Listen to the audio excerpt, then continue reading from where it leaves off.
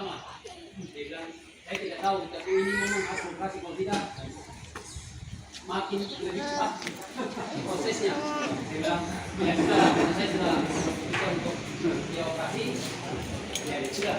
Lalu saya kebetulan mau pulang pun, saya bilang, dok, saya ditanya, kalau saya pulang kampung karena pesawat, apakah dalam proses perjalanan saya itu ada masalah tidak nanti? Karena saya tidak tahu kalau nanti salah atau diubah. Kalau saya kan tidak tahu kemudian satu apa, terus dari pesawat naik lagi perjalanan sekitar 6 jam, di laut juga harus 2 jam ferry, harus 2 jam lagi naik mobil ke kampung. Itu lumayan lah, saya bilang, dia bilang, ya insya Allah tidak apa-apa. Saya bilang kalau gitu, saya pulang. Tapi saya bilang, yang tadi Bang bilang selalu bahwa apapun penyakit kita, ya, ikhtiar itu perlu dengan cara apapun, tetapi jangan lupa mindset kita untuk sembuh dan selalu bilang ke bumi kita, dan saya lakukan itu sebelum minum obat atau sebelum latihan, saya selalu bilang, saya harus sehat. Saya harus sehat, badan saya ini harus sehat. Ya Allah, ini utama saya dan keluarga saya ada, saya perlu ini disehatkan. Selalu begitu.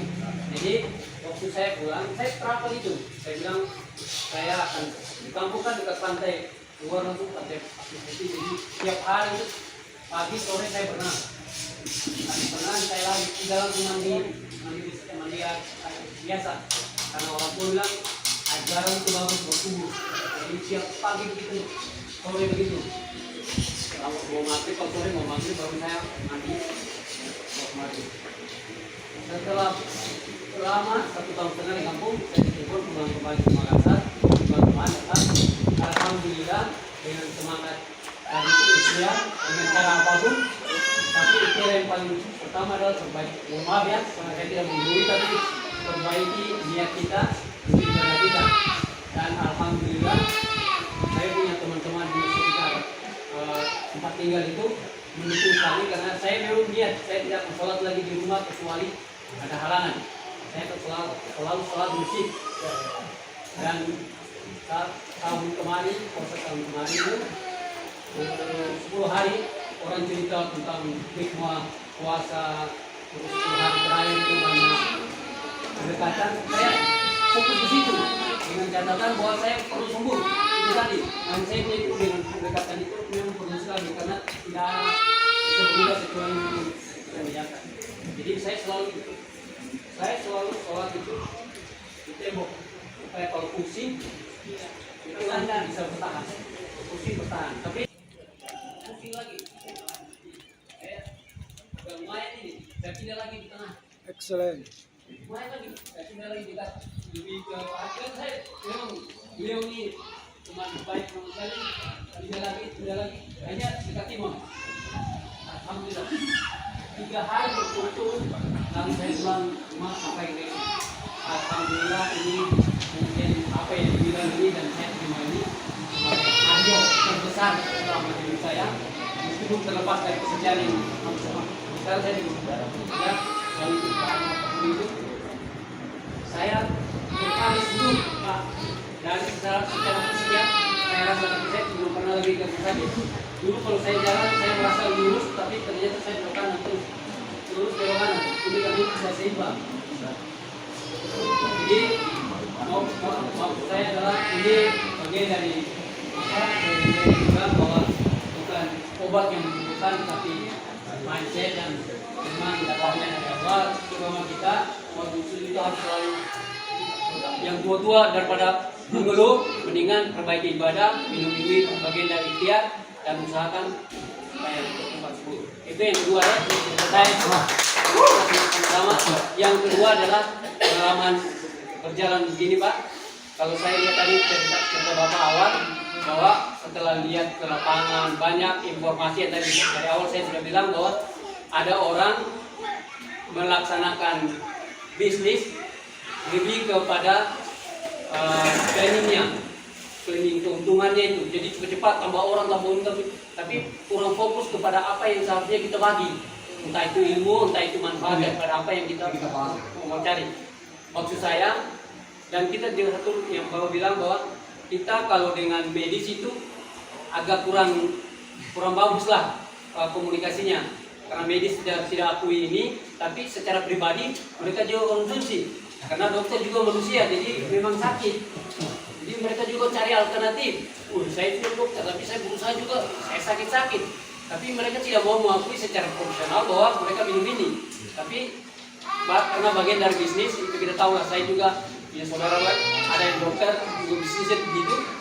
Jadi maksud saya adalah kalaupun kita menjalankan ini bagian dari usaha kita, dan lebih utama adalah berbagi kebahagiaan, keberkahan, berbagi informasi kesehatan supaya orang banyak juga bisa sembuh, mendapatkan manfaat.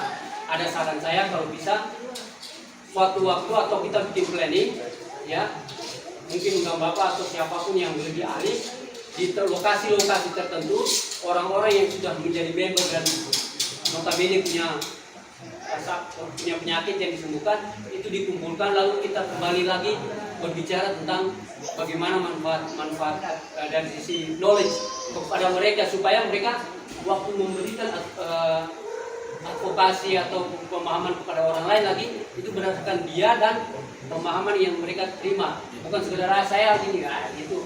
Kalau saya beda, ada juga saya beda, ada yang bilang mau melakukan kayak produk kopi, saya minum kopi tapi bukan model begitu, selera saya begini, ini kan jadi simpang siur bagaimana menyamakan selera dengan hasil itu. Jadi itu mungkin yang perlu, selain kita mungkin satu waktu diajar lagi ke sini untuk advokasi lagi, mengingatkan, karena ilmu itu tidak bisa terima sekali lalu jadi, karena olahragawan itu berlatih yang sama setiap hari baru dia menjadi profesional. Apalagi ilmu yang sesaat saja kita terima sudah bangga karena punya profesi ataupun keahlian MLM, itu saja yang dipakai, padahal knowledge-nya itu penting sekali, dan itu perlu kegiatan-kegiatan ini yang rutin, dan juga kepada orang-orang yang di lapangan yang terima manfaat itu juga perlu disampaikan oleh orang yang ahli.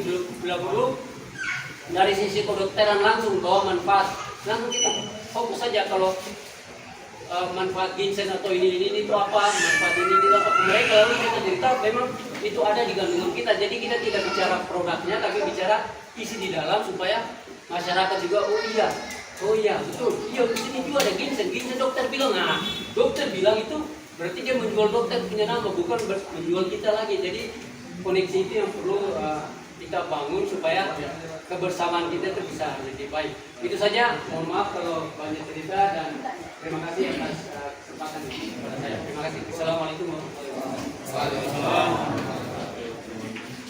Ya baik Bapak Ibu, sebelum kita lanjut dulu ya, sebuah kabar baik ini, karena tengah-tengah kita telah hadir seorang direktur pengembangan PT Excel Global itu. Beliau sudah ada di tengah-tengah kita, dan di Excel ini beliau sendiri yang akan drive ini perusahaan Pak. Bagaimana teman-teman supaya berhasil, karena beliau sudah sangat berpengalaman. Setahu saya yang saya kenal, belum ada seorang leader yang mempunyai income segila beliau. Kalau per minggu kemarin di MLM yang kita nggak cerita Pak ya, bukan hanya motivasi, ada fakta sampai menembus 700-800 juta per minggu Pak, dan itu yang akan dibagikan oleh beliau. Dan beliau sudah tahu caranya, ini persoalan cara. Untuk itu kita akan perkenalkan beliau, Direktur Pengembangan Perusahaan Excel Global itu, Bapak Elias. Silakan.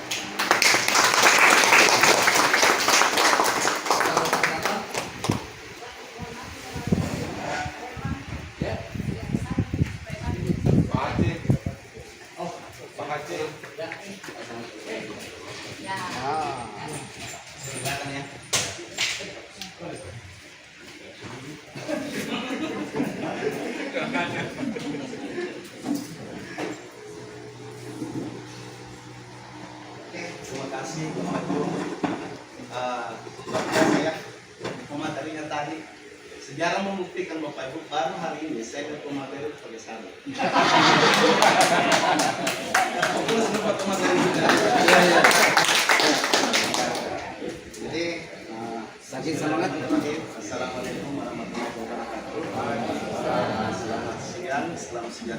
kita semua. Nah, Bapak Ibu, pertama-tama saya ucapkan terima kasih atas kedatangan kita semua di kantor PT Eksekutif Motor. Jadi kami mengundang Bapak Ibu selaku member PT Eksekutif Motor adalah membangun dan menjalin silaturahmi yang pertama. Jadi saya tidak berbicara masalah bisnis karena itu nomor dua bagi saya. Tetapi bisnis itu bisa terjalin, bisa terbangun ketika ada jalinan emosional antara sesama. Jadi Bapak Ibu, perkenalkan nama saya Eli asal Kota Makassar. Alhamdulillah saya dipercayakan oleh PT Eksekutif Motor untuk ini bidang pengembangan bisnisnya Bapak Ibu. Nah, saya mungkin tidak terlalu lama karena sudah mau masuk ke kan. Jadi saya pada berbicara ya Bapak Ibu. Nah, acara ini bukan acara terlalu formal ya, ini acaranya santai dan biasa aja Bapak Ibu. Jadi mungkin ada dari Bapak Ibu yang selama ini bertanya apa sih Excel? Bagaimana cara pengembangan bisnisnya? Ya, ada atau mungkin sudah dengar semua dan sudah paham? Ada yang belum? Ada belum ya? Ya. Jadi Bapak Ibu sedikit saya membahas tentang PT Eksekutif Motor ini. Jadi PT Eksekutif Motor adalah salah satu perusahaan penjual langsung di Indonesia Bapak Ibu. Ya. Jadi salah satu penjual langsung Indonesia yang telah terdaftar di Asosiasi Perusahaan Penjualan Langsung atau AP2 ini dan telah mendapatkan sertifikasi dari Kementerian Perdagangan Republik Indonesia, yaitu Surat Izin Usaha Penjualan Langsung atau orang sering sebut SUPL. Artinya Bapak Ibu, berbicara masalah kelegalan perusahaan Eksekutif Motor, semua perizinannya sudah lengkap, tinggal kembangannya aja. Nah, mungkin di sini saya akan memberi dulu ada dua sama tadi Bapak berbicara tentang masalah kesehatan. Saya sangat sepakat tadi yang Bapak bahas tentang kesehatan. Kira-kira Bapak Ibu, kalau Bapak Ibu disuruh pilih antara satu kesehatan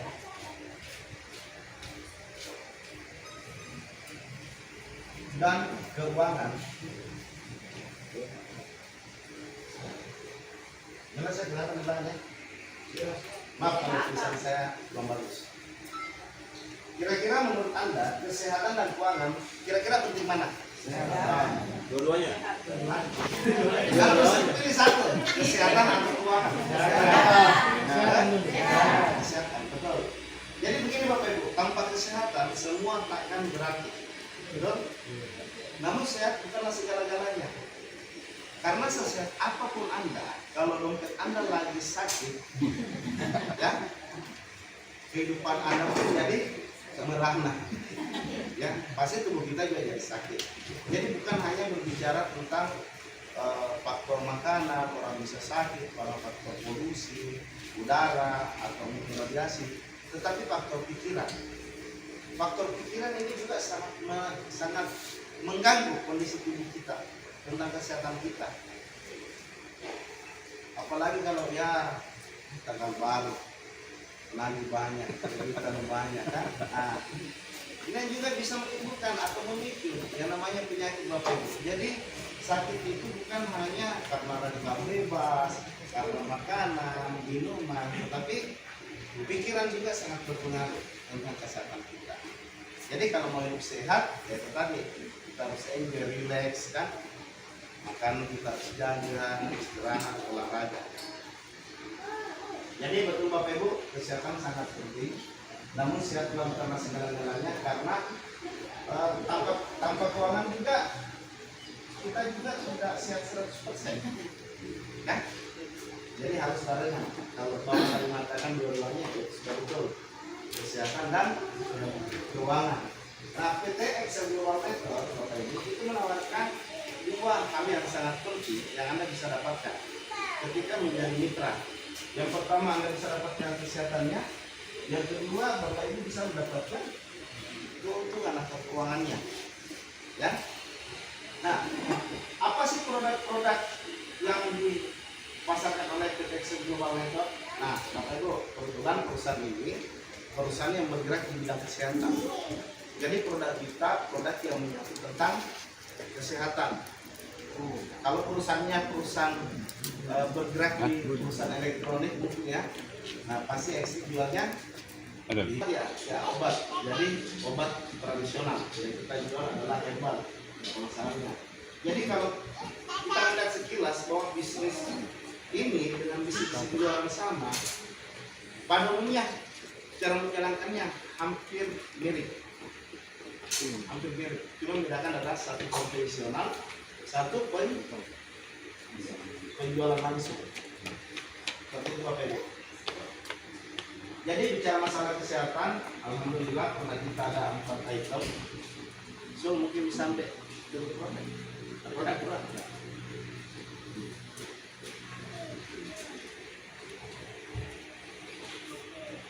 Jadi ada dari antioksidan sampai kita ada 2 Bapak Ibu ya. Kita ada produk suplemen dan obat. Jadi suplemen ini kalau orang barat itu dia begini. Beda kalau orang kita ya, lebih baik mencegah daripada mengobati. Nah, kalau kita sakit dulu,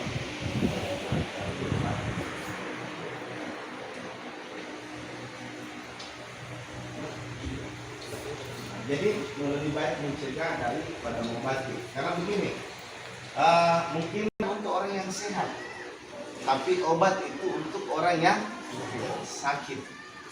Kita harus pahami dulu, suplemen itu bisa untuk yang sehat, bisa untuk yang sakit. Nah, kenapa? Karena suplemen itu untuk menangkal radikal bebas, itu mungkin salah satu manfaatnya. Nah, itu mungkin salah satu untuk menjaga kondisi tubuh, meningkatkan imunitas tubuh, sehingga kita tidak gampang diserang oleh radikal bebas. Nah, ketika kita sudah sakit, Bapak Ibu, kita butuh namanya obat. Giangkan dan BioSC ini adalah obatnya, ya. Jadi tentang kesehatan, mana produknya?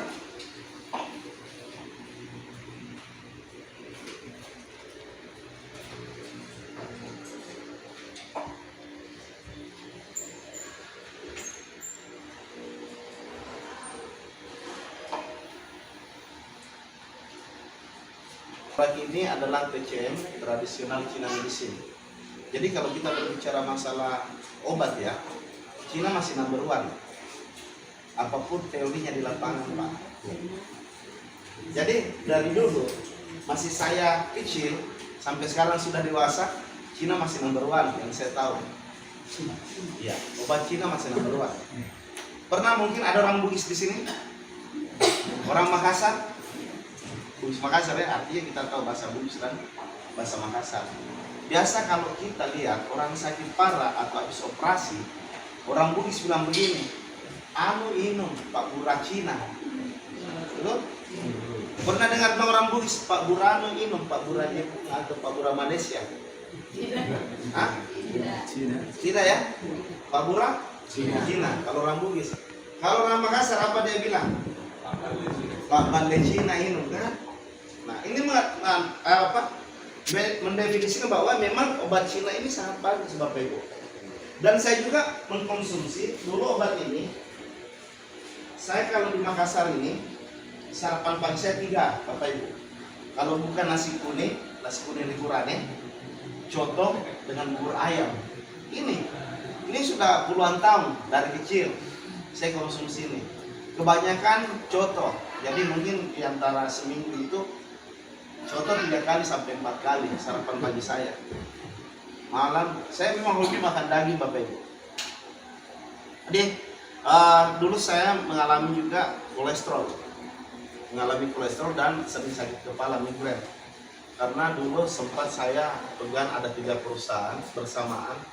Jadi saya mungkin terlalu boros berpikir, sehingga sedikit sakit kepala. Nah setelah saya konsumsi Giangkan ini, alhamdulillah, jujur saja Giangkan ini mungkin saya konsumsi dari mungkin masih bulan Januari. Jadi kurang lebih 3 bulan saya tidak minum ini obat. Jadi terakhir saya minum kalau tidak salah di bulan Januari. Nah, di Morowali ya, waktu di Morowali saya terakhir minum ini obat. Kenapa? Karena pada saat itu ya memang kalau tubuh kita tidak mau kena penyakit, jangan tinggal di kota. Jangan tinggal di kota, tinggal di desa atau di hutan. Ya, tinggal di hutan. Tuh. Karena kalau kita tinggal di kota, mau tidak mau, suka tidak suka, kita harus konsumsi racun. Secara tidak langsung ya. Ada yang tidak makan nasi di tempat ini? Masa mau kita makan nasi? Sayur mayur? Masih makan. Nah, dulu mungkin waktu kita semua kecil Bapak Ibu, kakek kita bertani itu dia memakai pupuk organik, bukan pupuk kimia. Sayur mayurnya itu masih segar, kan? Belum ada mungkin terkontaminasi dengan namanya kimia, pestisida. Jadi orang-orang dulu, Bapak Ibu, kakek saya baru-baru ketemu dengan kakek saya di kampung, itu umurnya sudah 145 tahun. Cuma memang matanya sudah tidak melihat, tapi dia masih pendengar bagus, masih ngomong bicara. 145 tahun. Nah, mungkin orang-orang tua kita dulu juga tidak pernah kena asam urat, ya, kolesterol. Kalau orang Makassar bilang dia Pak Parsi Batang. Nah, Parsi Batang itu.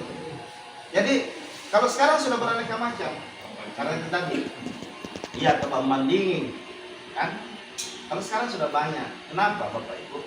Karena sekarang petani yang meracuni dirinya sendiri, kan? Pakai pupuk kimia, karena kalau pakai pupuk kimia mungkin panennya lebih cepat, ya. Sama ayam dulu waktu saya masih kecil, waktu pulang kampung di rumahnya nenek, ayam itu biasa umumnya 4 bulan, 5 bulan, ya, baru digerek. Sekarang 20 hari, sebulan, kan? Jadi mungkin itu ayam protes juga Bapak Ibu sama Tuhan. Ya Tuhan, ini manusia percepat umur saya. Maunya tadi umur saya 4 bulan, dia kasih saya kimia. Baru sebentar dia makan saya. Doanya mungkin ayam, ya Tuhan, kasih dia penyakit, percepat juga umurnya. Supaya grow, betul lah. Ya, jadi ini kita tidak bisa menghindari Bapak Ibu yang namanya penyakit. Karena tiap hari kita konsumsi racun secara tidak langsung. Sebenarnya kita tahu, tapi tidak ada pilihan, kan? Gitu. Mana lagi radiasi? Siapa hari ini tidak punya handphone? Kan? Kalau kita pakai kacamata Bapak Ibu, kacamata apa istilahnya? Radiasi, kita lihat ini kayak benang. Ini kayak benang semua ini yang apa? Melayang-layang. Itulah radiasi. Mana polusi udara? Nah, ini yang tidak bisa kita hindari. Maka dari itu kita butuh suplemen untuk menjaga imunitas tubuh kita atau meningkatkan kekebalan tubuh kita. Sedikit saya mungkin tentang produk. Jadi produk kita bagus, sangat bagus, testimoni juga sudah banyak, alhamdulillah. Nah, sekarang saya mungkin karena waktu juga sudah mepet, saya mungkin mainnya di keuangan dulu karena Bapak Ibu sudah diinformasikan tentang kesehatan dengan mungkin Pak Herman.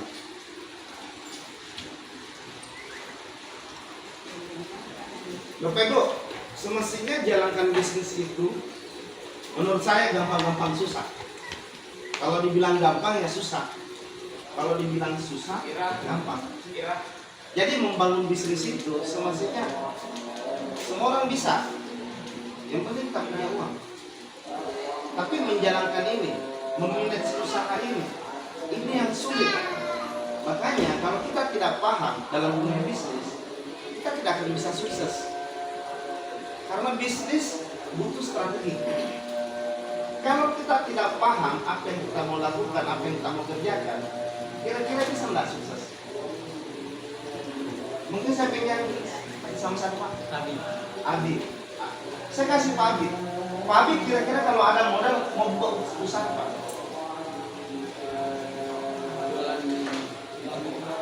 Jualan kembang.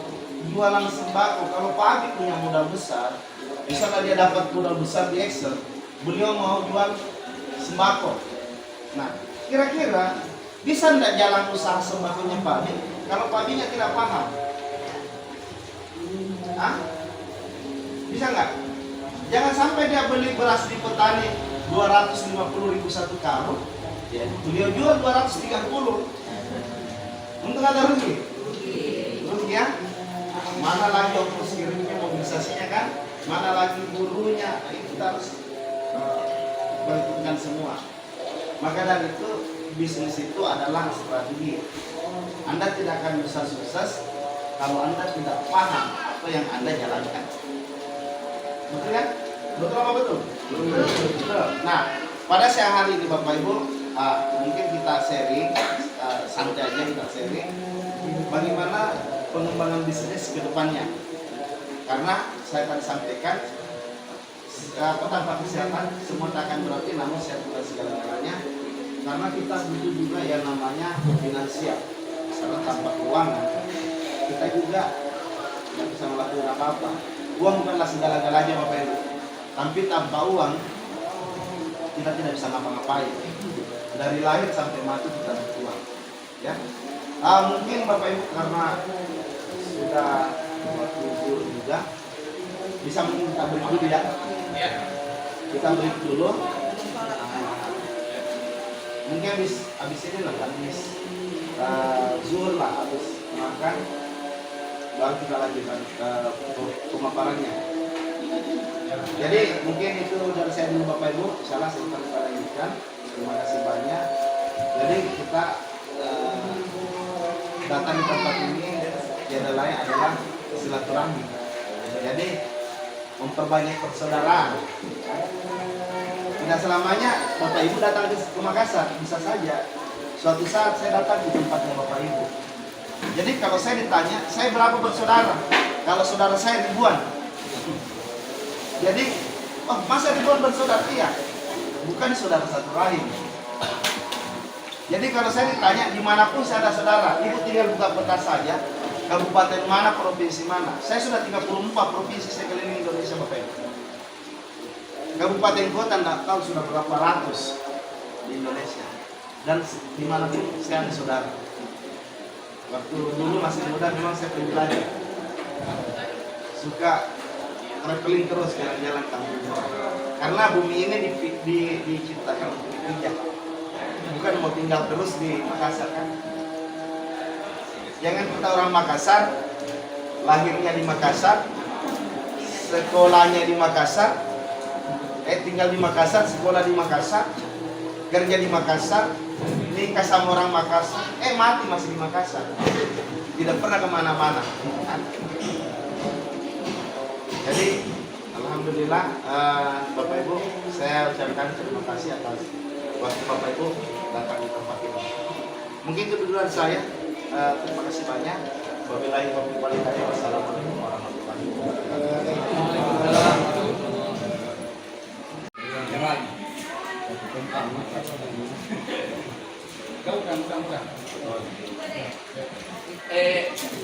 Ini dia bisa pindah. Sini jangan, di sini. Ada di balik kursi saya. Ini banyak di mana?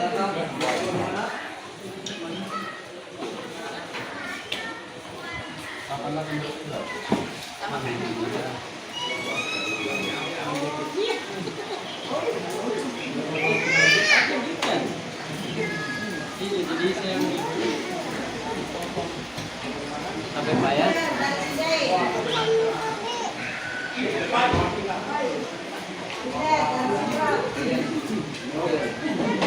Ya suasana kita akan kita bangun terus. Siap bulan kita siap. Makan ikan apa sih yang ikut tadi kan kalau kamu masalahnya. Makan ki. Mau dia punya. Mau makan apa ya? Sama.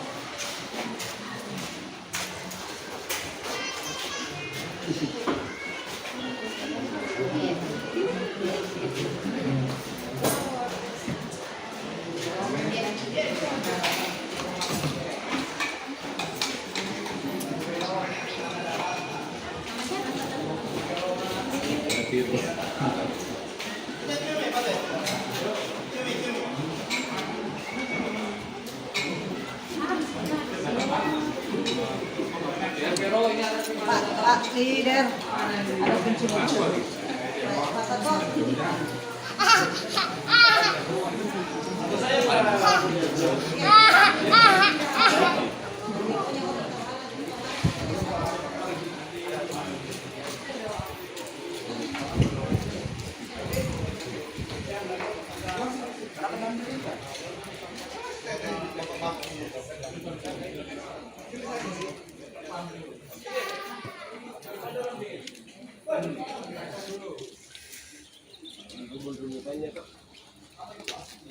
Masih bisa maju kan? Maju sedikit, Pak. Yung kapit orang sulit tahu. Guru kapal itu tahu ya?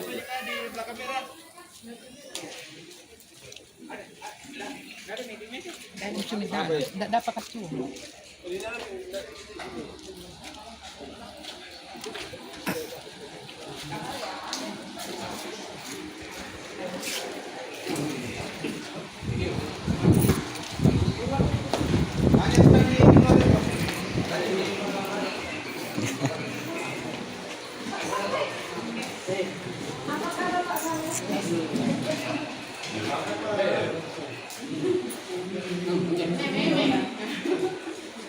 Maju, Pak.